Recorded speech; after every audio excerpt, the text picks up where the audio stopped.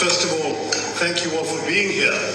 It's amazing on a Saturday night of the Memorial Day weekend that we were able to get such a star turnout, and thank you all for coming. I had a chance to say hello to many of you during the reception, but some of you I haven't, and I do want to say hello and acknowledge gratitude for your presence here this evening. My colleagues and I literally arrived this afternoon, and our first stop was the September 11 Memorial. It was obviously a very moving moment for us, but it was also meant to send a very strong message that we are here in a city which is bearing still the scars of that savage terrorist attack in the wake of yet another terrorist attack in our own country. Unlike the US, I'm afraid we've had to endure a very much larger number of terrorist attacks in India. But we came both as a reminder that this is a shared problem, but also out of a spirit of solidarity with the victims, who included Indians, as Indra was reminding me, a young Indian working in her own company was one of the victims of 9/11. Indians, Americans, and very many other nationalities who were affected. It's a global problem, it's a scourge, and we must all fight it unitedly. So that was a very important message to convey, and my colleagues and I did that by going to the memorial and leaving roses on some of the names around the memorial pool. And having done that, we are now proceeding, as has been mentioned already, to 4 other countries before returning to the US, not to New York, but to Washington, D.C. on the 3rd of June, when Congress will come back from its recess as well. So our idea is very much to speak to a cross-section of public and political opinion in each of the countries we're going to about recent events which obviously troubled a number of people around the world and which now have subsided. There is a reasonable amount of calm that's reigning on the border between India and Pakistan today, but the fundamental underlying problem remains, and it's important that we try and enlarge your understanding of our thinking and our concerns about what's going on.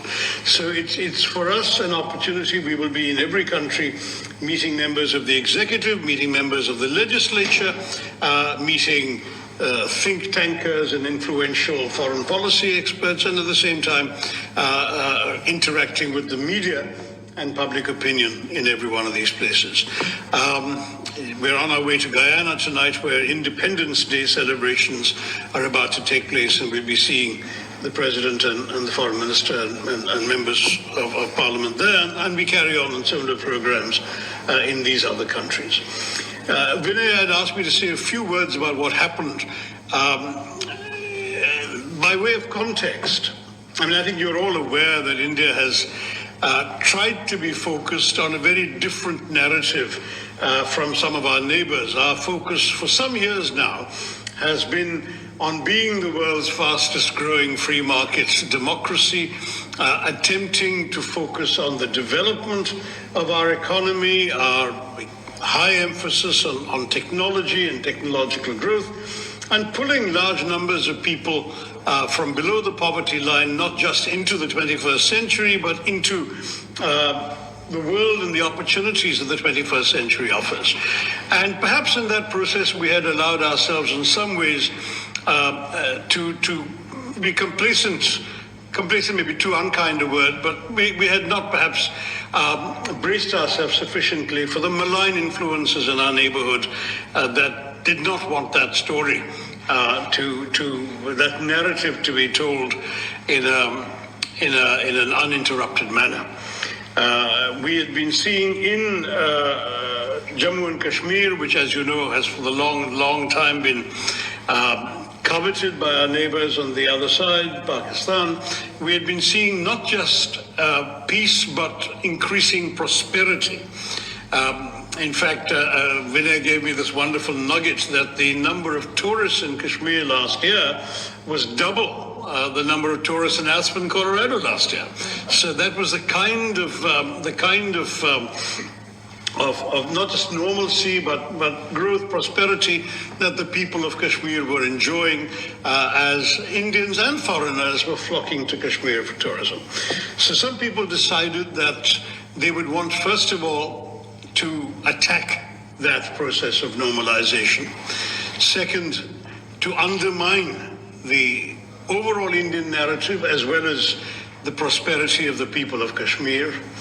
Third, by doing so in an atrocious manner, that is, it was not just a terrorist attack of somebody indiscriminately blowing up people with a bomb, it was a bunch of people going around identifying the religion of the people before them and killing them on that basis, which was clearly intended to provoke a backlash in the rest of India, since the victims were overwhelmingly Hindu. In fact, 26 people died, 25 Indians and 1 Nepalese. And the Nepalese happened, of course, didn't get a chance to say he was Nepalese, but he was a Hindu, so he would have probably been killed anyway.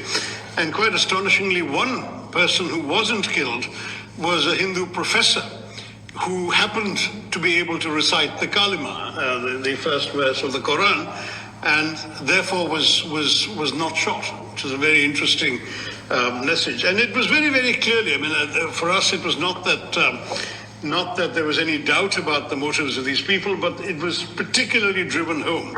In many cases, the husband was shot and the wife was told to convey the message back that he was shot for his faith.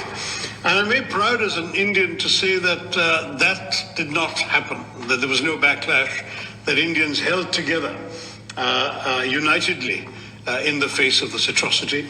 The Kashmiris, who are overwhelmingly Muslim, as you know, were not just completely distraught by what happened, but there was public rejection of this. The next day, the entire state downed its shutters. There was a public observance of support and solidarity for the victims. The state assembly as well, all shades of political opinion. One of the victims, I should have added, was a Kashmiri Muslim pony operator who attempted not just to save the lives of his customers, but to snatch the Kalashnikov of one of the killers, and it was turned against him. But others, I mean, I had a victim from my state of Kerala, who was a 61-year-old man who was walking in the meadow with his youngish daughter and her twin sons, aged 6, when they shot him. And I went to his home and called on his widow and his daughter and grandchildren. And it was very, very moving when this girl said that though she lost her father that day, she found 2 brothers. And the 2 brothers were 2 Kashmiri Muslim men who took her to safety, protected her sons, and eventually then accompanied her to the mortuary to identify her father's body and brought him back. So I give these examples just to say there was an extraordinary amount of togetherness cutting across religious and other divides that people had tried to provoke. But the message was very clear, that there was a malign intent that I've just spelled out for you. And India sadly had no reason to doubt where it came from, because within 1 hour of the atrocity, a group called the Resistance Front had claimed credit. The Resistance Front was known for some years to be a frontal organization of the banned, proscribed Lashkar-e-Taiba, which is on the US designated terror list as well as the UN sanctions committees. And India had gone to the UN Sanctions Committee with information about the Resistance Front in 2023 and in 24, and now sadly it had acted in 25. They repeated their claim the next day until, of course, global condemnation, I think, woke their handlers up to the dangers as represented, and then they deleted their claim on the 3rd day. But by then, the claim had been made, recorded, registered, and reported. And for us, therefore, the culpability lay not just with the four or five, we're not 100% sure, evil killers who came to Pahalgam and did this atrocity, but also with those who had sent them, financed them, equipped them, trained them, guided them into doing this. And since we knew where Lashkar-e-Toiba is headquartered, it has its not just a safe haven, but a rather generous 200-acre campus in a city in the heartland of Pakistani Punjab. We also knew where the responsibility lay.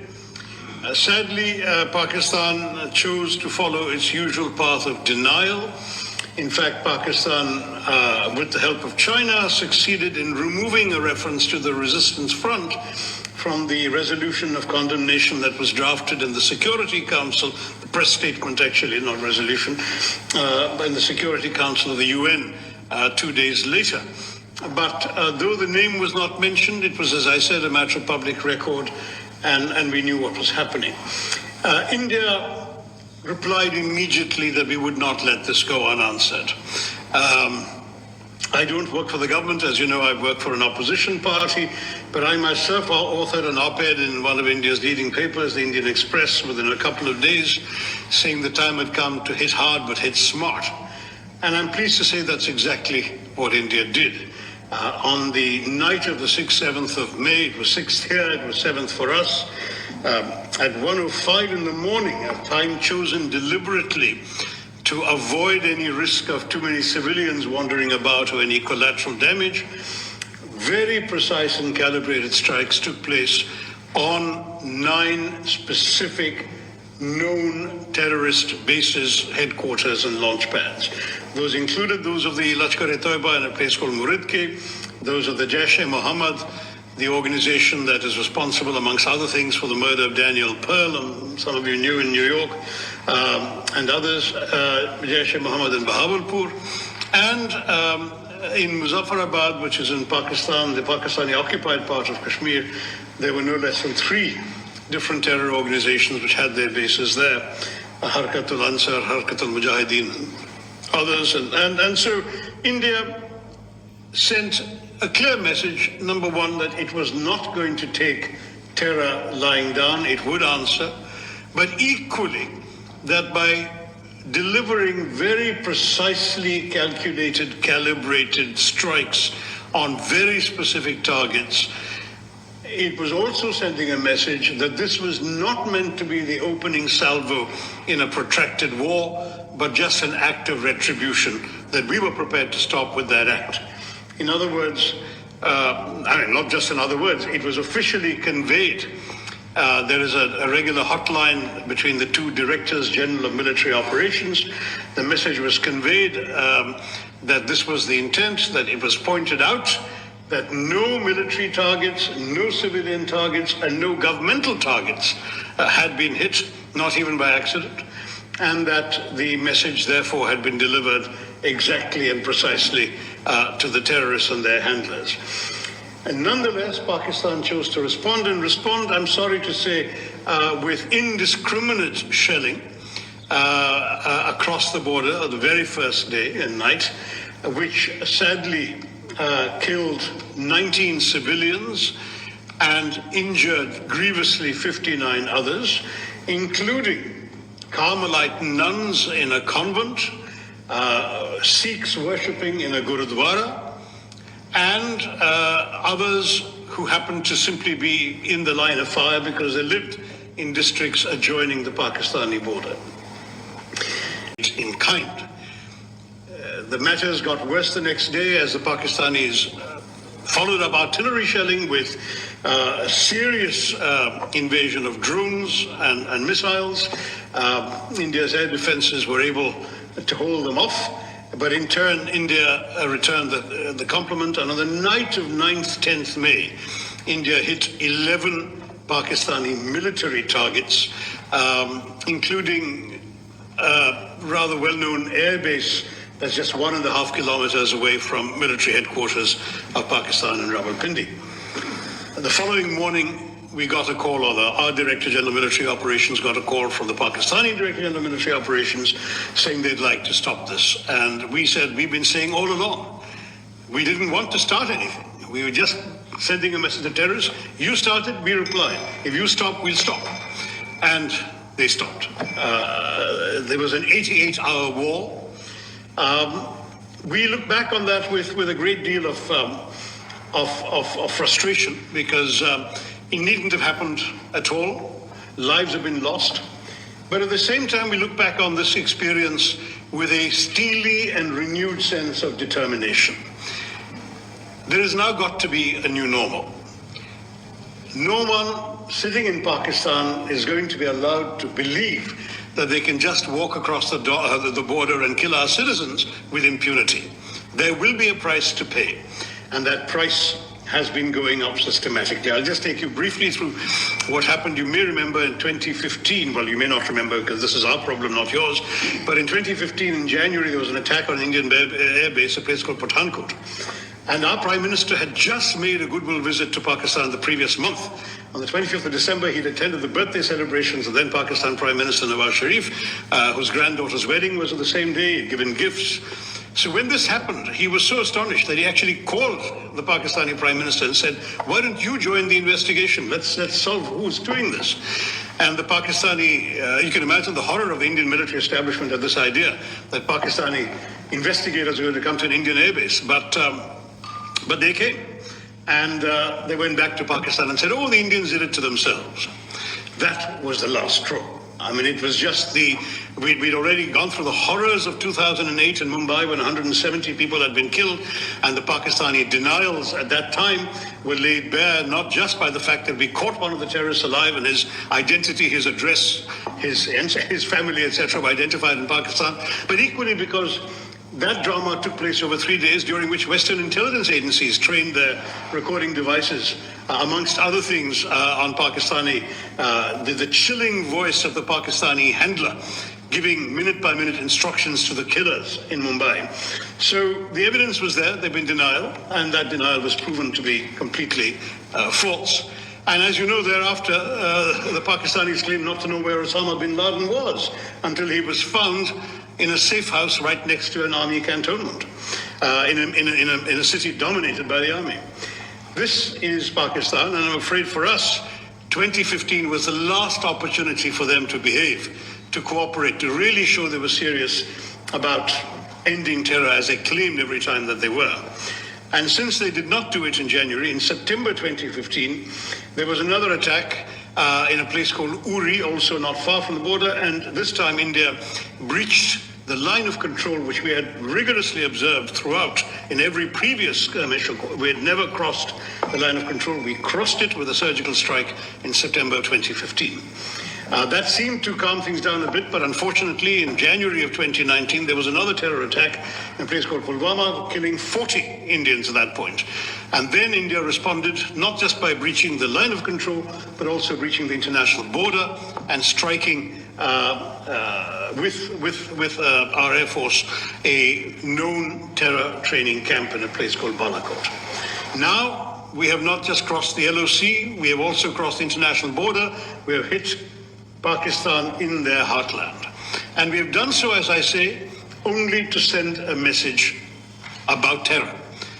We are not interested, and we still remain absolutely clear that we are not interested in warfare with Pakistan.